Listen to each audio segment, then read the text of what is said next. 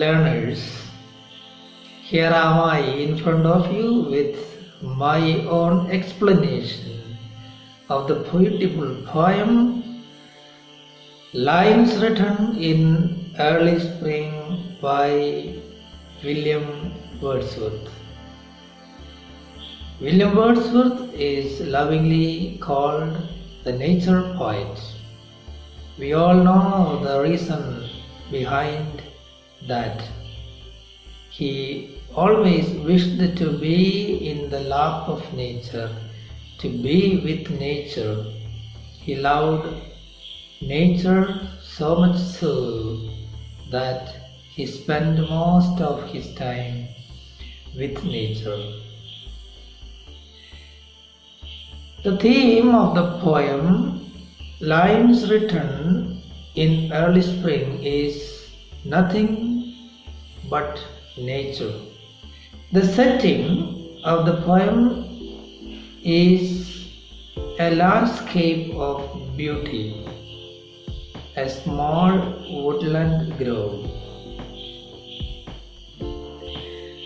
The poet tells us that while sitting in a woodland grove, in a blissful mood, he was in a relaxed mood. Several thoughts come to his mind. On one hand, he is happy, he is satisfied.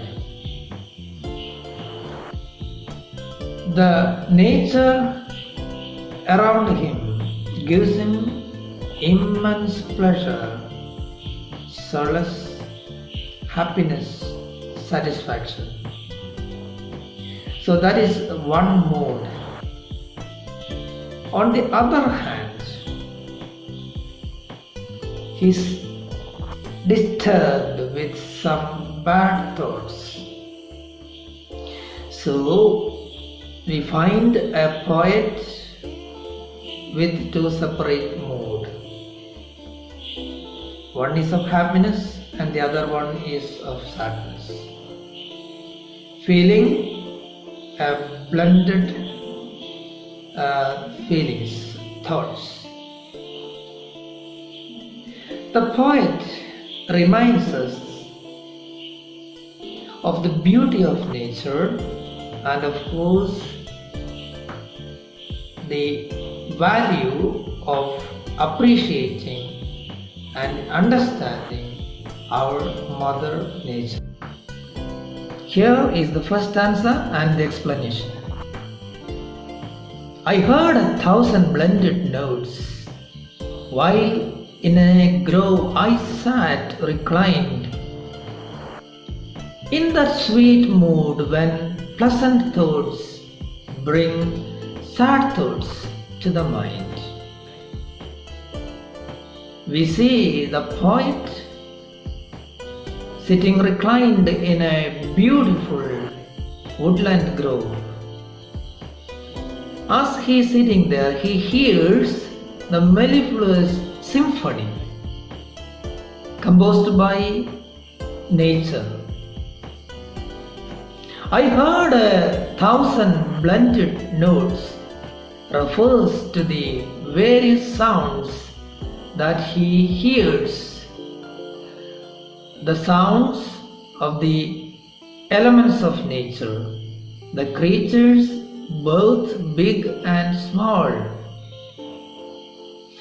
In the third and fourth lines, the poet reminds us of some bad thoughts that come to his mind, disturbing his serene, calm and blissful mood. Here we go, the second stanza and the explanation. To her fair works did nature link the human soul that through me ran, and much it grieved my heart to think what man has made of man. Here, the poet appreciates nature for its godlike abilities of linking a human soul to herself. The poet is sad, thinking how cruelly man has separated himself from Mother Nature.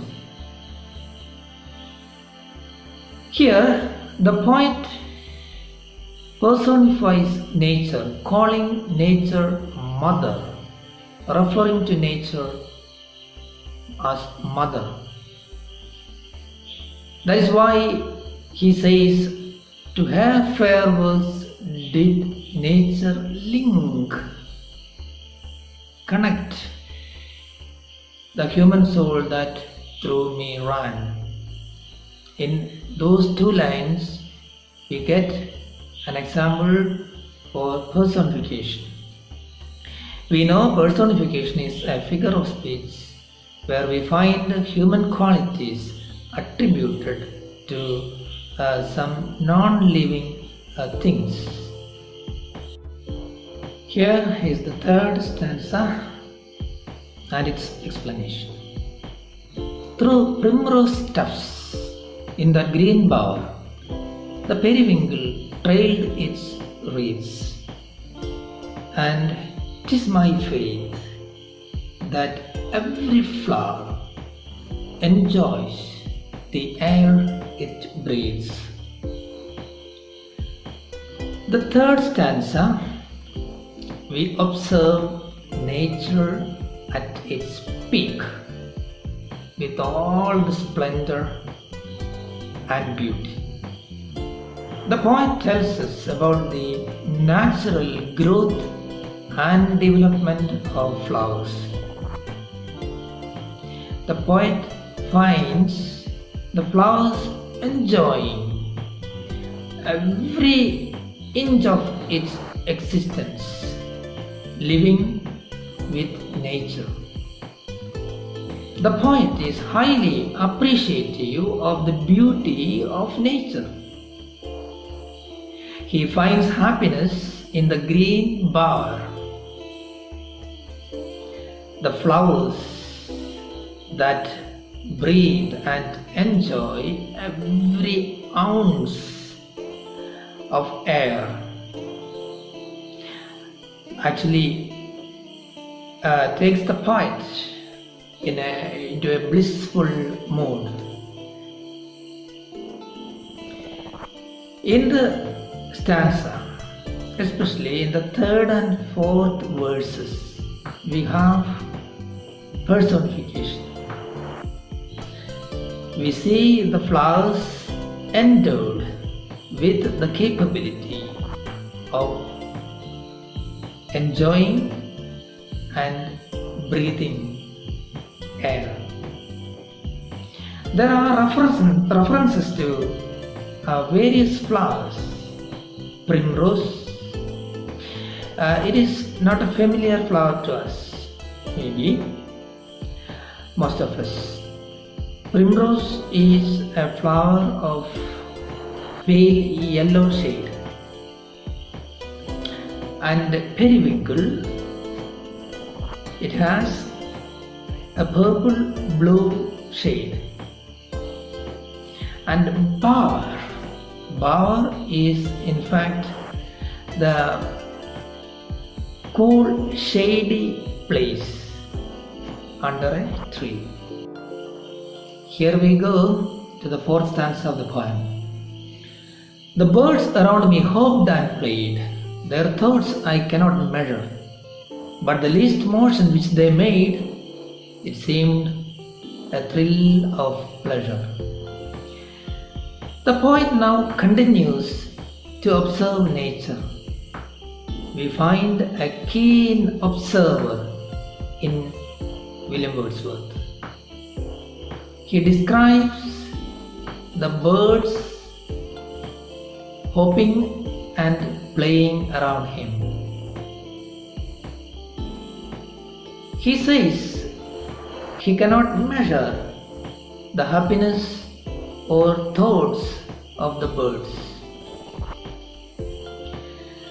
Though the poet doesn't understand their language and ways, Wordsworth comes to the conclusion that the birds are creating all these movements out of sheer or mere happiness and joy and satisfaction. In this stanza also we find example of personification. The poet endows the birds with the human capacity or capability of thinking. Now let's move on to the fifth stanza, shall we? The budding twigs spread out their fan to catch the breezy air, and I must think, do all I can, that there was pleasure there. The poet now hopes to be more microscopic. He observes the newborn branches. They expand their leaves to breathe the fresh air. They expand as though to catch the air around. The gentle breeze is sweet and light. The twigs spread out in order to breathe in the fragrant air that is around. Now, all the poet can do is simply sit there and gather all the pleasure and all the satisfaction that the surroundings give him. Now to the last stanza, the concluding stanza of the poem. If this belief from heaven be sent, if such be nature's holy plan, have I not reason to lament what man has made of man? In the last stanza, Wordsworth gives some godly attributes to nature. He considers nature having the power to create and destroy. Nature has some holy plan. Nature, according to the poet, is holy within, with its harmony and beauty. Nature is God sent, or nature is a gift from God. The poet then does not understand why human beings with their wars and their skirmishes disrupt the natural course of things. That is what the poet doesn't get. And he feels sad. He feels regret for what man is doing to nature and what man is doing to one another.